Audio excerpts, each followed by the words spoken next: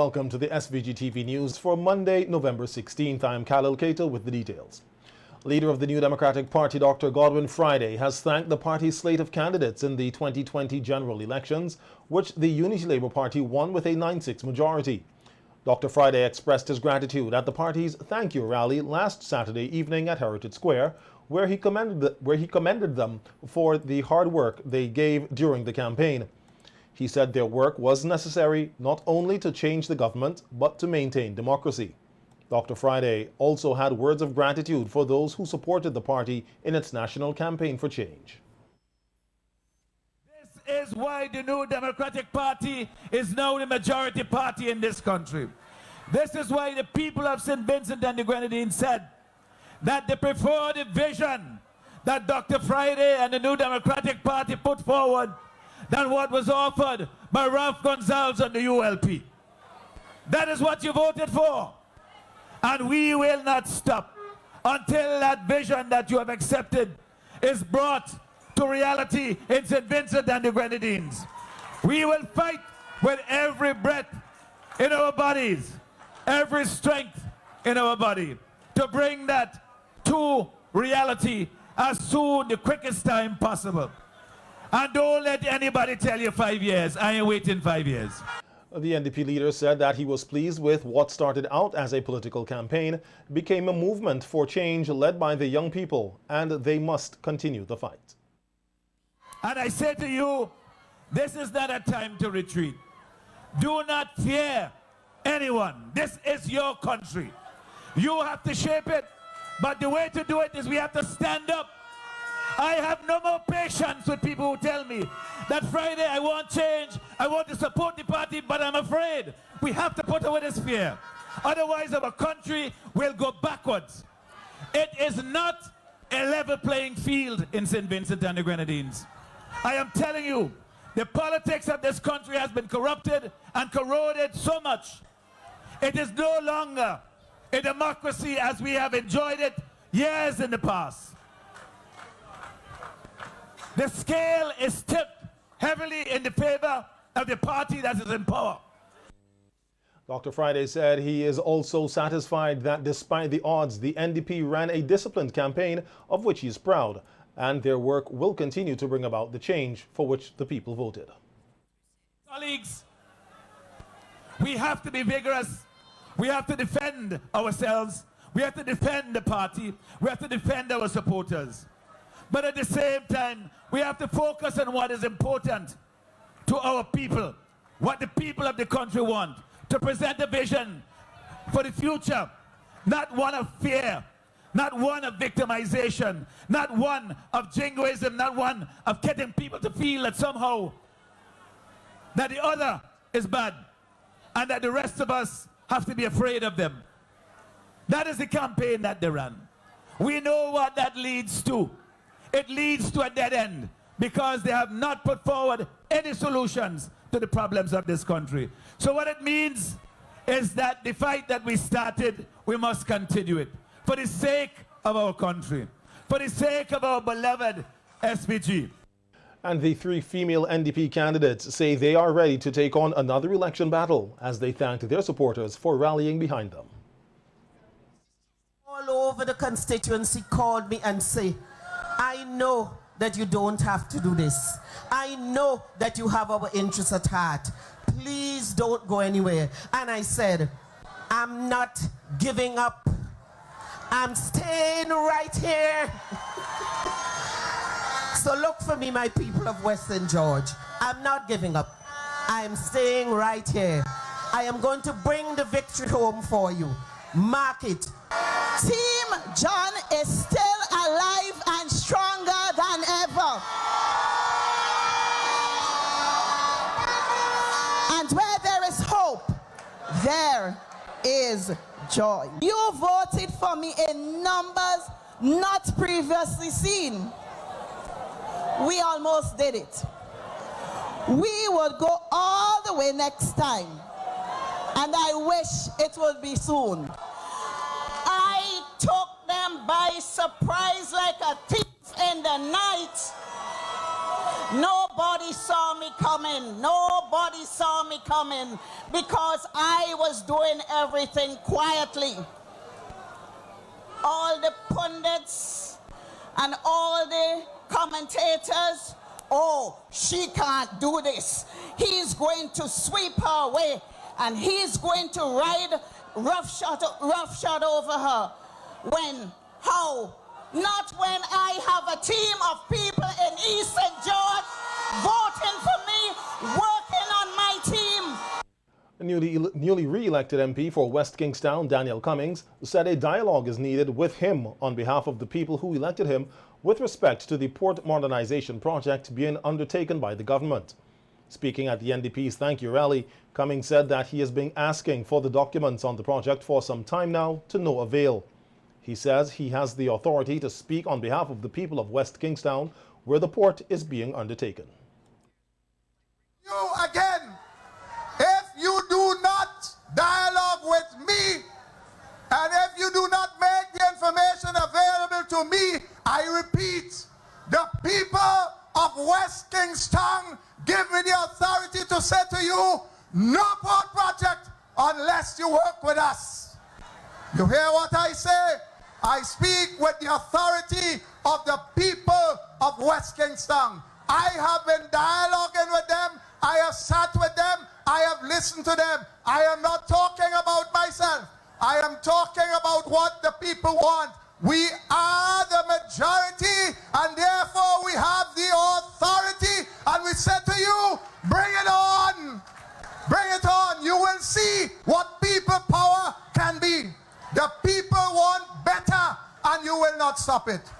The $185 million modern cargo port is earmarked for Rose Place and is targeted for completion in 2022.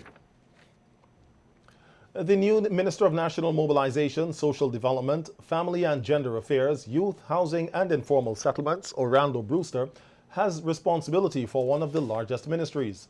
But Minister Brewster, the youngest of the lot, said he's ready to take up the task, and while he has been at the ministry for only a few days, he has met with staff at the different locations and has begun strategizing on how to make the ministry vibrant. Definitely a change as to what I was previously to what I am now. However, I've been very responsible at even an early age, so taking on a ministry portfolio is just another step in my life where I am being the one at the helm, overseeing things. But I'm getting used to it. I've been in the office since last week. Things are starting to get to some sense of normalcy. I've been around, I've been out in the field to the various departments that is housed under this ministry, and it's a huge task, but it's a task that I'm ready to face, and I'm optimistic that coming out from this ministry for the next 5 years and beyond will be great things. One of the key areas that Brewster said he will be focusing on is the youth, to see how best he can get them involved in activities and to look out for their interests. Off the bat, being the youngest minister of government, and youth is also under my portfolio, and I have a love and a passion for the young people of this nation. I'm not saying that I don't have a love and a passion for the elderly, but I'm still in my youthful days, and as the one in charge of this ministry, I am going to take somewhat of a bolder approach and getting the youths of this nation out more, especially in the leadership position in this country. Get them involved in things like agriculture, intertwine youth and sport. Although sport is not under my ministry, youth is. So, but I'm a sportsman at heart, so I'll have to find programs and policies where we can work with other ministries and make sure that, all of these elements are highlighted from this aspect of the ministry. Minister Brewster said that he also will find it easy to relate to and look out for the elderly. Brewster, who was raised by his great-grandmother, said the elderly can expect positive outcomes. We would try our best to upgrade what we currently have in the home health aid, like those persons who go around to the elderly and help out in whatever aspect they can. We would have to find some social event as that we can take them out of the homes and bring them out into the onto the social scene where they can do some sightseeing, because you can't have them in the house all the time locked away. They're still human beings and they still would need that form of development. Yes, the knowledge is critical, because I can testify firsthand of gaining such knowledge and some of the proverbs from the older folks, and I'm happy that I can be of assistance to the elderly in this nation, to help in the upliftment of their social status, their economic status, whatever I can do. Teachers across St. Vincent and the Grenadines were commended for taking the lead during this period of the COVID-19 pandemic at their annual Solidarity Rally last Friday. Teachers Union President Oswald Robinson told the teachers that their leadership was outstanding. Robinson was speaking at the teachers' rally at the Bishop's College, Kingstown, which was preceded by a march as part of Teachers Solidarity Week activities held under the theme, Teachers Leading in Crisis, Reimagining the Future. Foundation for this great organization. Those have fought the great fight, and today we are reaping the benefits, even though many of those struggles and concerns and issues continue to confront us. Brothers and sisters, when we reflect, we see our teachers even visiting homes during the COVID experience to reach those students who could not have been reached because of issues related to internet availability. We see our teachers using their own cell phones. Some of them would have become overwhelmed, using all different platforms, just because you have demonstrated your commitment to the continuing education of our nation's children. Robinson reflected on the issues in 1975 which led to the teachers' strike and encouraged the teachers to stay focused, because there are many outstanding issues that require them to be strong. Brothers and sisters, there is still need for internet availability in many of our schools. We still need to see that our schools are safe, they are healthy, and they are secured. Our union continue to fight for this, and wherever improvements would have been made, those were not just automatic. It was because the teachers' union have been at the foremost front fighting for working conditions of our teachers. The featured speaker at the rally, lawyer Jomo Thomas, also reflected on the historic teachers' strike of 1975 and reminded the teachers how important they are to the society. Has been instrumental in pointing the way. And because teachers have been so fundamental to a lot of what has taken place in our society, what we find happening is that certain social forces have always looked to teachers to try to see how they can co-opt, how they can pull us into their orbits. And teachers, I say to you that one of the first things that you should remember, and something that you should always remember, is the fact that you are important. You are trendsetters because you laid a foundation for the next generation of leaders. You are the basis upon which the foundation of society will develop. And once you come with that confidence, once you come with that knowledge, once you come with that understanding which says that you are a leader in this society, you will never allow yourselves to be taken along a path which will take you away from what is righteous and what is just. The Teachers Solidarity Week of activities commenced last Monday and ended on Saturday with a prize-giving ceremony. Men's mental health issues will be the focus of a virtual symposium this Wednesday, organized by the Mental Health Rehabilitation Center in collaboration with the Caribbean Male Action Network, CARIMAN. The Zoom symposium, which will begin at 7 p.m., is in observance of International Men's Day, held under the theme Better Health for Men and Boys Worldwide. It's an occasion to celebrate the achievements and contribution of boys and men to nations, society, community, family, marriage, and childcare. In an interview with SVG-TV News today, executive member of CARIMAN, Kesley Cambridge, extended an invitation for men and boys across SVG to be a part of the symposium that has as its theme, Men and Mental Health, the Silent Crisis. And this is going to be via the Zoom platform. And we have presenters from Trinidad, Mr. Hanif Benjamin, and as well as Mr. Anderson Langdon from Barbados, with our own local moderator, Mr. Colville Thorpe.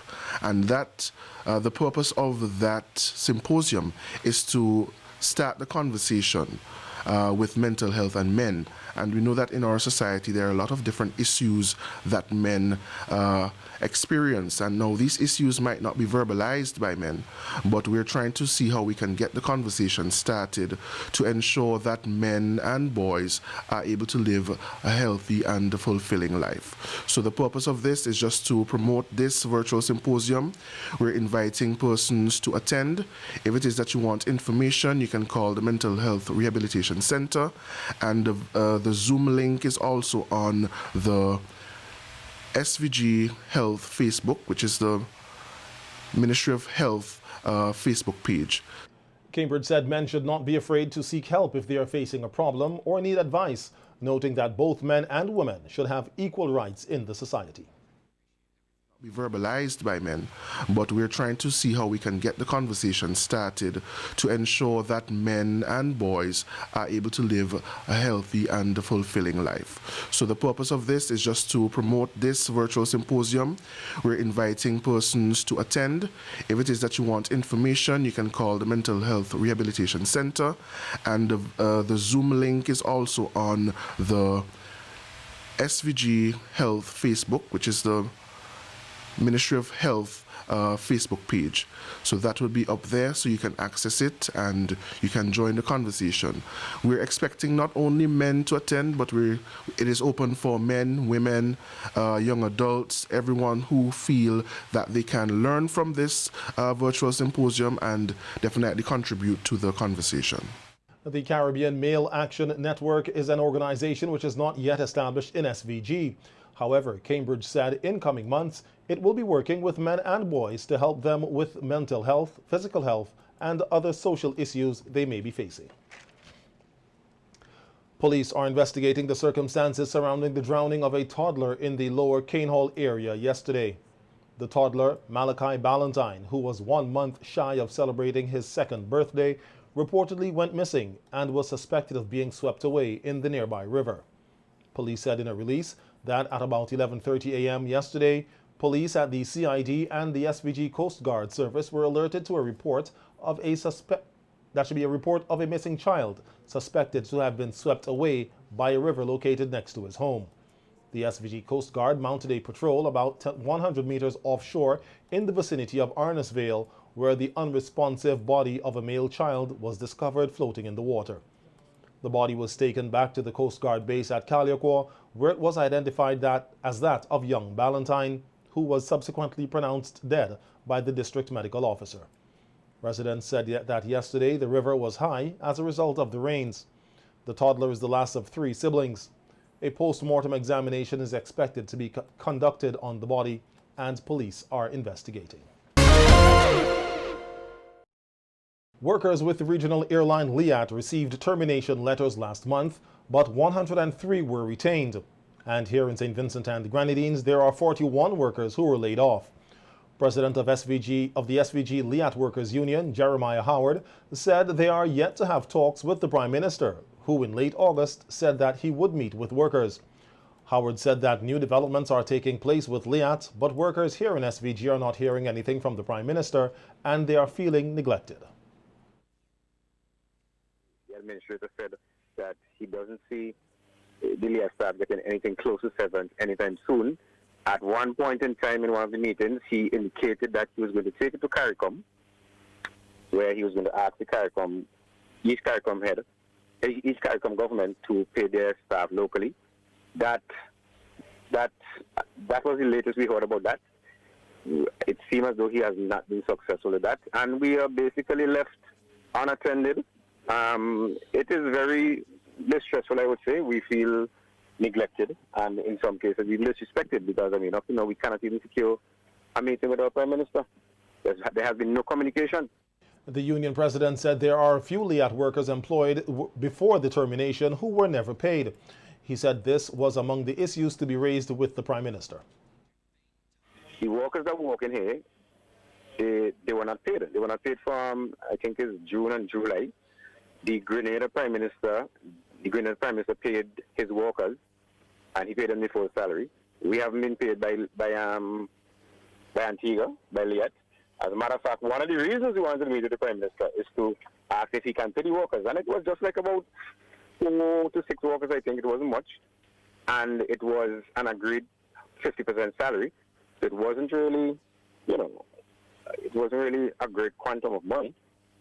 And as I said, we haven't even been able to get the meeting with the Prime Minister. Howard said they remain hopeful that a meeting will be held, but it's up to the Prime Minister to follow through on his promise. We operate professional. We were the ones who wrote twice.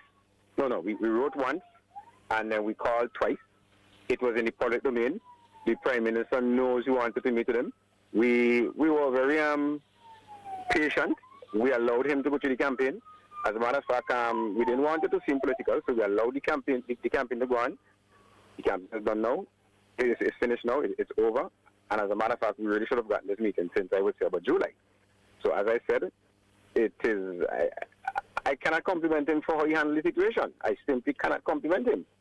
You just simply do not disregard people like that after you were the chairman of the shareholder government for Liat since 2002. It's just not becoming. This country's annual 9 Mornings Festival will go ahead as planned, but will be scaled down due to the COVID-19 pandemic. The 2020 9 Mornings Festival will be launched on December 6th with the lighting up of Heritage Square. Chairman of the 9 Mornings Management Committee, Orandi Bomani Charles, told SVG-TV News that there will not be a parade at the launch as customary, but the Christmas spirit will be kept alive while ensuring everyone's safety. We're in different times, and so we took the decision to make adjustments to the festival and adapt it to suit the times that we're in.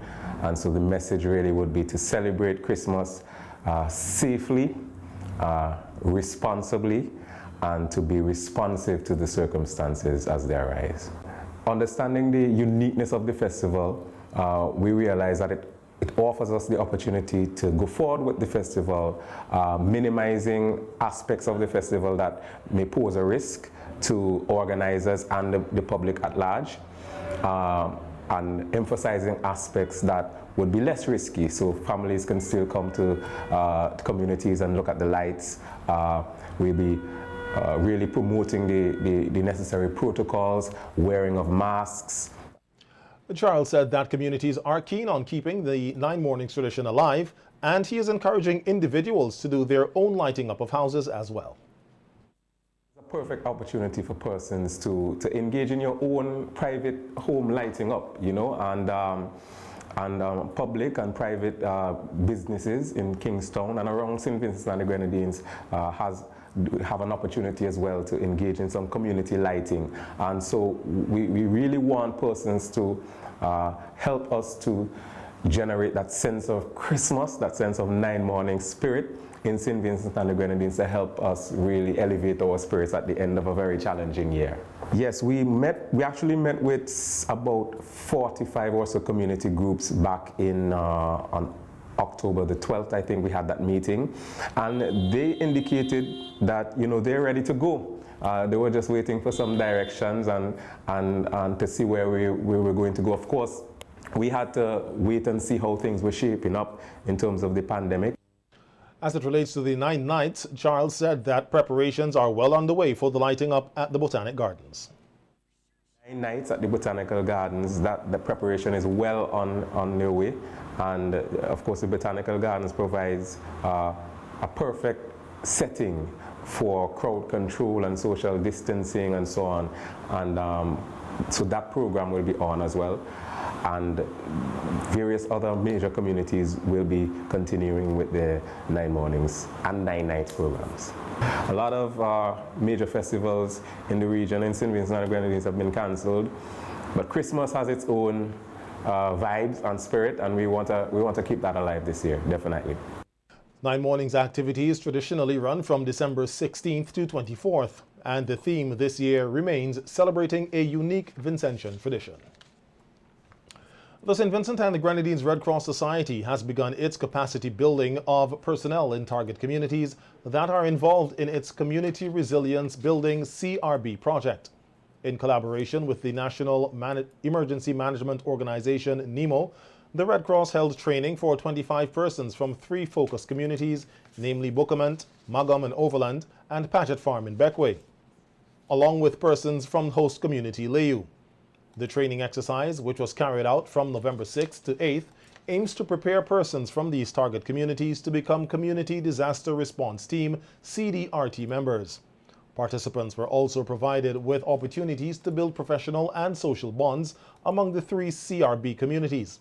They were exposed to 10 training modules, which included stress management and psychological support, disaster preparedness, health in emergency care, fire safety, light search and rescue, CEA and emergency communication, shelter management, as well as gender and children protection in emergencies. Officers from NEMO, the Royal St. Vincent and the Grenadines Police Force, and facilitators of the SVG Red Cross Society conducted the training. Support was provided by the Canadian Red Cross through the Global Affairs of Canada.